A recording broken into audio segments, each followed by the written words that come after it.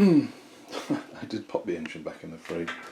The light is just so annoying in here because it's.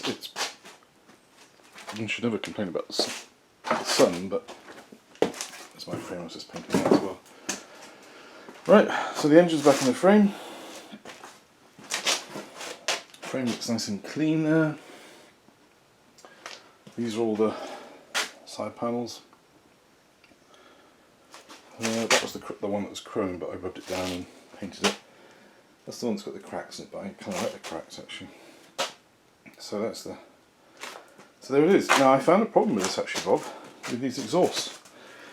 These stays are too short on both sides actually, and that's why your exhaust was blowing, because it was the wrong angle. And you can tell it's the right angle now because those face each other. But yeah, it was way off.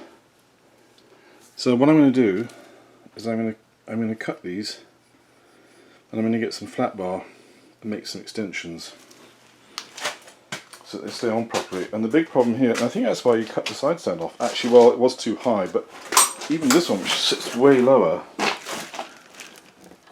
it actually, the exhaust rests on that side, and you can tell by the way that end of that angle, that bracket's bent, that it's been under stress. And these exhausts, I put the muffler on, and it lines up beautifully. So I'm going to make, as I said, I'm going to make up some spacers to put in there, just some pieces of flat bar. I'll weld them on one end maybe, and then on the other end I'll put a bolt in. Very annoying. On the Triumphs what they do is they have a little, actually I think they do on the BSAs too, they just have the short piece here with a little hole in it, and then you make up your own to fit, but for some reason they decided to weld on some brackets which just don't work. But anyway, the side stand does fit. I might have to do a little bit of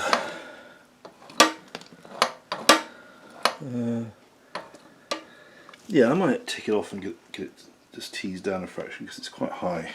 So but yeah, it's actually working pretty well. I'm very surprised. I was expecting more problems than that, but it's nice to see the engine back in. It's not properly bolted in yet. It's just got the bottom bolt and the rear one and the front one just loosely tacked in, but it's in. That's looking good. And I'm just going to have to fill the forks with oil next. But yeah, she's coming together, and you can tell that rear wheel is just so much better than that other one that was on there. What a difference, see?